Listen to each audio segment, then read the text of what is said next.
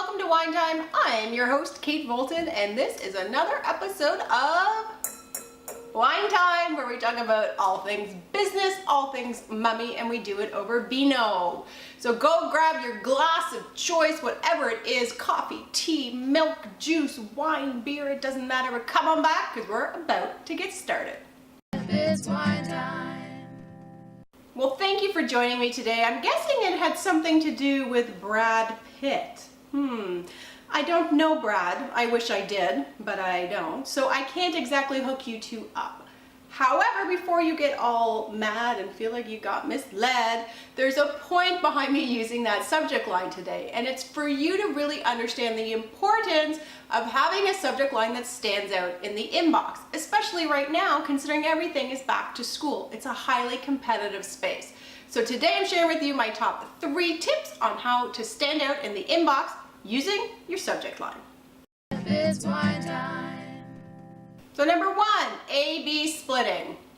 Okay, don't panic if you don't know what A-B splitting is, or you've heard people talk about it and you're like, oh, I don't want to try that, it's new, it's scary. I get it, okay?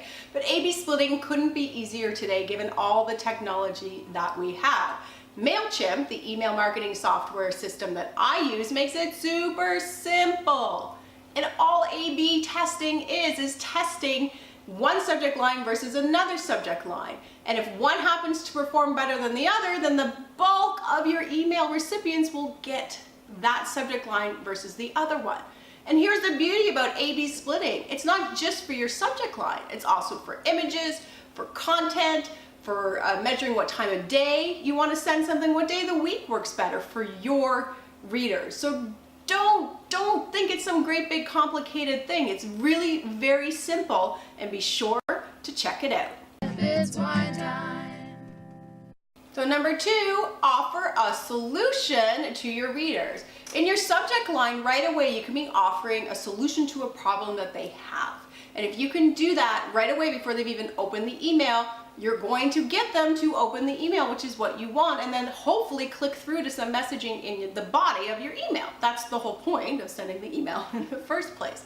So you want to come up with something that's believable, but that adds value. So maybe something like, here's how to lose 10 pounds in 10 weeks. For some people, they'll be like, awesome. If you say something like, here's how you can earn $10 million in 10 minutes. I'm probably not really believing that one, right? Because I don't feel that it's possible. But I do feel it's possible to lose 10 pounds in 10 weeks, so I'm more intrigued. So just make sure your subject line is adding value, and that increases your chances of the email being opened. It's wine time.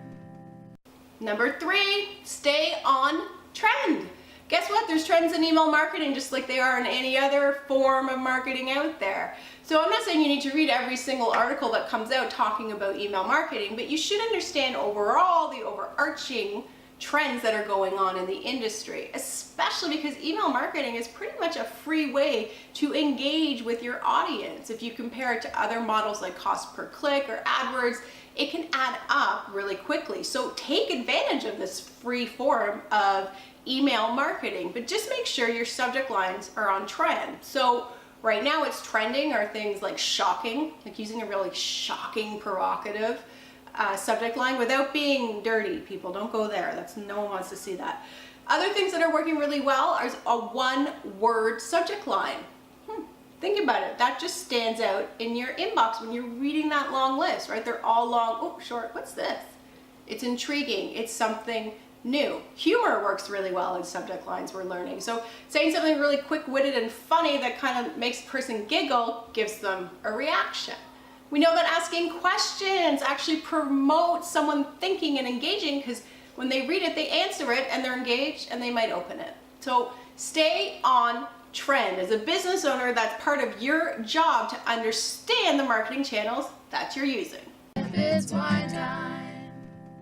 So there you have it, my top 3 tips on how to maximize your email subject line. So number 1, A-B splitting. Number 2, offer a solution to a problem. And number 3, stay on trend. The most important piece of any email marketing campaign is for you to measure. You have to measure your results. Measure, measure, measure. Because if you're not measuring it, what's the point in sending it out in the first place? If you don't understand what your audience is reacting to or what resonates with them, then you're not engaging in a dialogue with them.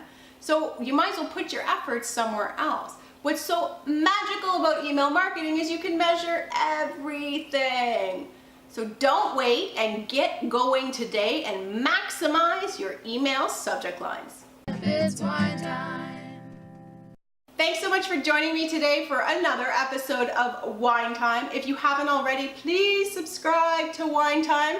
That way it'll just automatically show up in your inbox with a really clever subject line, I promise you.